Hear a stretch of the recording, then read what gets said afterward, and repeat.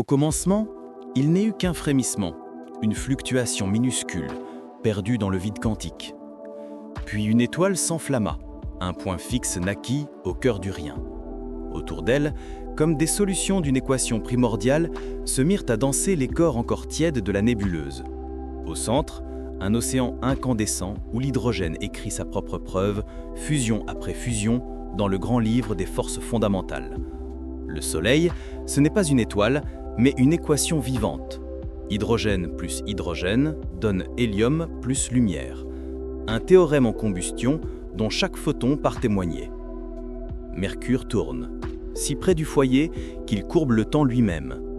Son orbite, une ellipse obstinée, dévie de quelques secondes, juste ce qu'il faut pour rappeler que l'espace n'est jamais parfaitement euclidien. Elle glisse comme un point de test dans un puits de potentiel, écrivant au passage les premières lignes de la relativité générale. Vénus avance à rebours du monde, enveloppée d'un voile épais de nuages acides et de révolutions lentes. On dirait une hypothèse inversée, une planète qui rumine une autre mécanique, où la pression écrase, où la lumière s'égare, où la surface brûle comme si l'enfer avait trouvé une solution stable.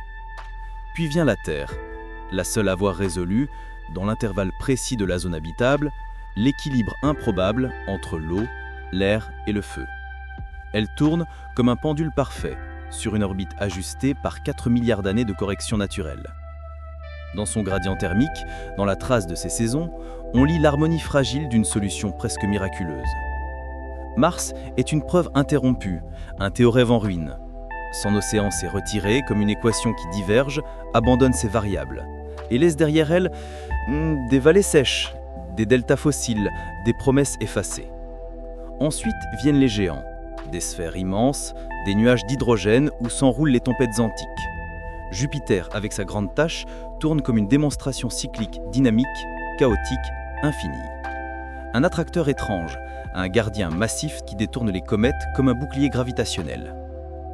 Saturne, lui, porte des anneaux, des équations fracturées, des glaces brisées en milliards de fragments, constellations en suspension comme un disque d'accrétion revisité.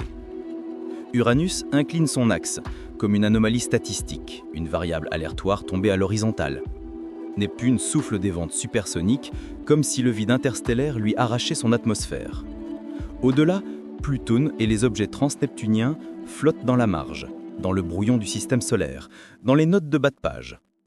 Tout autour, un disque ténu de particules, l'écho silencieux de la naissance, rappelle que tout système, même stable, porte la mémoire de sa turbulence initiale. Et nous, minuscules observateurs, nous regardons ces orbes tourner, comme des lignes d'un poème physique où chaque planète, chaque rayon, chaque période orbitale écrit une strophe gravitationnelle. Le système solaire n'est pas un mécanisme, c'est un chant, un ballet relativiste, une équation cosmique dont les solutions à chaque tour renouvellent la boîtier du monde.